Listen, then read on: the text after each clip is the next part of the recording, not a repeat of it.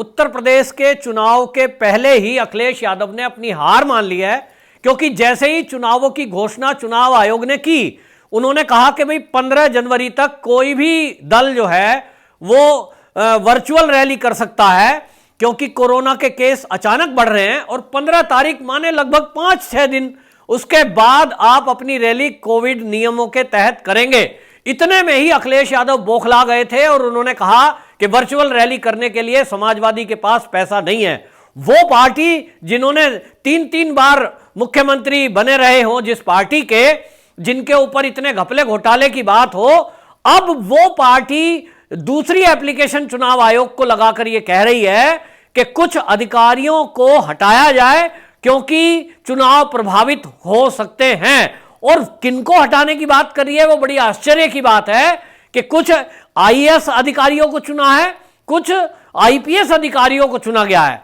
सवाल यह उठता है कि अखिलेश यादव को जो पुलिस के तेज तर्रार अधिकारी हैं, एडीजे लॉ एंड ऑर्डर हैं, या जो आईएएस अधिकारी हैं, उनमें से किसी से क्या दिक्कत हो सकती है?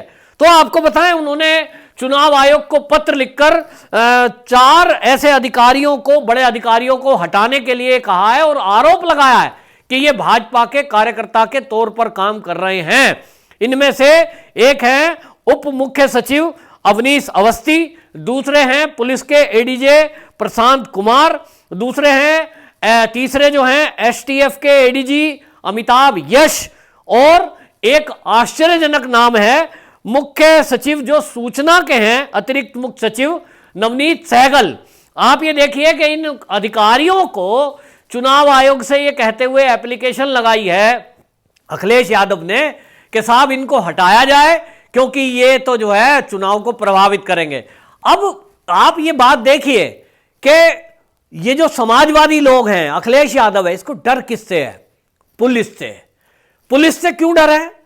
क्योंकि पुलिस से इसलिए डर है कि ये जो पुलिस है, ये जो एडीजे लॉ एंड ऑर्डर हैं या जो एसटीएफ के एडीजी हैं, इनसे क्या दिक्कत है? क्योंकि इन्होंने योगी जी के लगभग 5 साल के कार्यकाल में बड़े बड़े बदमाशों को चुक चुक कर या तो जेल में पहुंचा दिया या तो ऊपर पहुंचा दिया। और लॉ एंड ऑर्डर के जो एडीजी प्रशांत कुमार हैं, इनका जो अनुभव है जीवन का, उसके कारण से उत्तर प्रदेश में कई बार, चाहे वो कांग्रेसी हो चाहे वो समाजवादी हो, इन्होंने कई बहानों से दंगे भी कराने की कोशिश की। चाहे वो फर्जी एक मुद्दा ले आए कहीं से उठाकर किसान आंदोलन का, चाहे वो कुछ भी ले आए। अब हमने देखा कि अब आपको अंदर की खबर है ये सूत्रों की, कि एडीजे प्रशांत कुमार जो है, इनकी वजह से जो लखीमपुर में बहुत बड़ी एक साजिश करने के मूड में ये देश का विपक्ष था, उसमें जो मामला सुलझाया है जिस तरह से, कि चाहे गृह राज्य मंत्री का बेटा ही क्यों ना दोषी हो, वो आज जेल के अंदर है। दूसरी तरफ जो दोषी हैं, जितने भी लोग हैं दोनों पक्षों के, उनको दोनों पक्षों के लोगों को आज जेल की सलाखों के पीछे पहुंचाया है। ये बड़ी सूझबूझ का काम, कि जो लोग ये सोच रहे थे कि इस मुद्दे को लेकर पूरे यूपी में हम आंदोलन खड़ा कर देंगे और योगी जी के विरुद्ध एक नैरेटिव सेट कर देंगे कि ये किसान विरोधी है, और कोशिश की भी। हमने देखा सोशल मीडिया पे बार बार ये कहा गया कि बीजेपी के नेता, योगी के नेता, ये तो जो है किसानों को कुचल देते हैं। एक नैरेटिव सेट करने की कोशिश की, लेकिन जिस तरह से योगी सरकार की पुलिस ने, क्योंकि सरकार जब तक अनुमति नहीं देती है तो पुलिस की हिम्मत नहीं है कि गृह राज्य मंत्री के बेटे को जेल में डाल सके। ये हमने देखा है, राजनीतिक हलकों में हम देखते हैं। इसमें कहीं ना कहीं एडीजे प्रशांत कुमार का रोल था, और ये सोच रहे हैं कि इन 2-4 अधिकारियों को हटवा दें। इसी तरह आपको बताएं, एमएसएमई सेक्टर, जो इन्होंने अखिलेश यादव ने एक नाम लिया है, नवनीत सहगल। अब ये बताऊं आपको, ये अतिरिक्त मुख्य सचिव हैं सूचना विभाग के। इनको लगता है कि इनकी वजह से जो पूरा प्रचार प्रसार चल रहा है, ये नवनीत सहगल जी के हिसाब से है, निश्चित रूप से, क्योंकि भैया वो आईएएस अधिकारी हैं और उनकी जिम्मेदारी है कि वो अतिरिक्त मुख्य सचिव हैं सूचना विभाग के, तो उनका काम है कि सरकार के जो काम है उसको जनता तक ले जाना। अगर नवनीत सहगल जी की सूझबूझ से और उनकी बुद्धिमत्ता से सरकार के काम एक प्रबल तरीके से, मजबूत तरीके से जनता तक पहुंच पा रहे हैं, आप लोगों को देखते होंगे जब आप टीवी खोलते हैं, उसमें ऐड देखते हैं, फर्क साफ है, जिसको मोदी जी ने भी कई बार दोहराया है।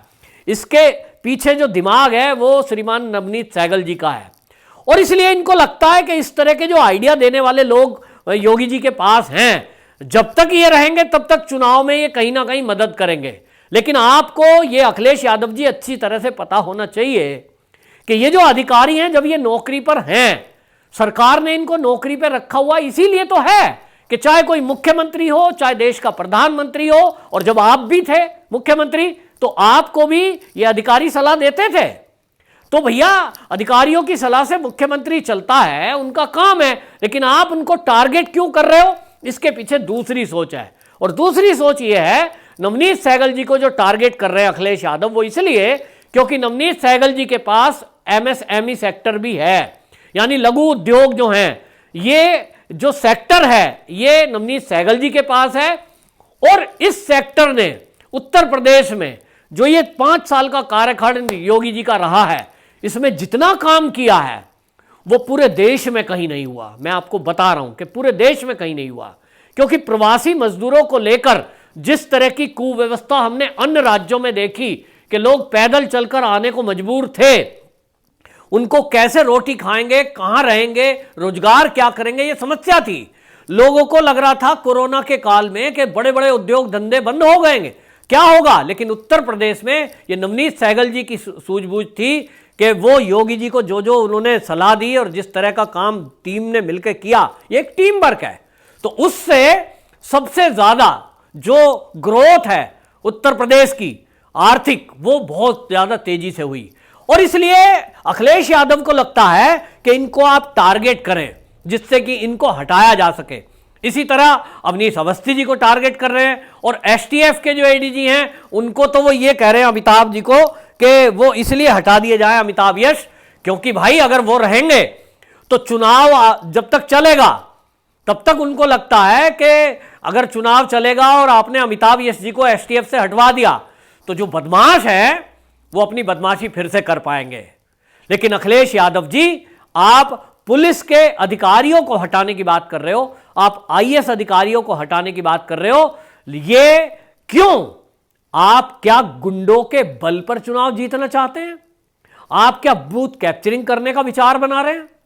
अगर ऐसा नहीं है तब फिर आपको पुलिस से क्या डर? इसमें मुझे दिक्कत क्या है कि अगर पुलिस का एक अच्छा अधिकारी मेरे आसपास व्यवस्था अच्छी करेगा। एडीजे प्रशांत कुमार के लिए तो मैं हमेशा सैल्यूट करता हूं कि मैं उत्तर प्रदेश का निवासी होने के कारण इन अधिकारियों के रहते मेरे प्रदेश की कानून व्यवस्था अच्छी रही, इससे मुझे प्रॉब्लम क्या होगी भाई। लेकिन अखिलेश यादव जी को प्रॉब्लम हो रही है। इनको क्यों प्रॉब्लम हो रही है ये हम अच्छी तरह समझ रहे हैं, और आप भी समझ लीजिए। इस वीडियो के माध्यम से समझाना चाहता हूं कि ये अखिलेश यादव जी की प्रॉब्लम इसलिए ये अधिकारी हैं जिनकी चिट्ठी इन्होंने लिख के दी है चुनाव आयोग को, क्योंकि जो एसटीएफ के एडीजी अमिताभ यश हैं, इनसे उत्तर प्रदेश के बड़े बड़े जो माफिया हैं, जो अपराधी हैं, जो गैंगस्टर हैं, वो थर थर कांपते हैं, क्योंकि पता है कि एसटीएफ उत्तर प्रदेश की वो सुरक्षा की प्रणाली है जिसका डंका पूरे भारत में गूंजता है। मतलब आप समझ लीजिए, हम इसको ये कहें कि बड़े बड़े आतंकवादियों को या तो ऊपर या तो जेल में पहुंचाने का काम ये उत्तर प्रदेश की एसटीएफ करती है। और इसलिए अखिलेश यादव घबरा गए हैं कि भाई ये अधिकारी अगर रहेंगे तो इनकी तो दाल गलेगी नहीं, क्योंकि वोट तो मिल नहीं रहा, पब्लिक पसंद कर नहीं रही, तो बूथ कैप्चरिंग कर नहीं पाएंगे। क्योंकि ये अधिकारी रहेंगे तो अब ये देखना, अभी अब क्रम चलने वाला है और ये क्रम चलेगा कि जो जो बड़े बड़े बदमाश हैं, जिन पे उम्मीद है कि वो बूथ कैप्चर या हल्ला बल्ला कर सकते हैं, उनको पुलिस उठा उठा के अभी मुचल के भरेगी या तो जेल में डालेगी। तो इनको लगता है कि अगर हमारे जो गुंडे माफिया हैं, अगर वो जेल में चले जाएंगे चुनाव के पहले, तो जो बची कुची उम्मीद थी बूथ कैप्चरिंग से वो कैसे पूरी होगी।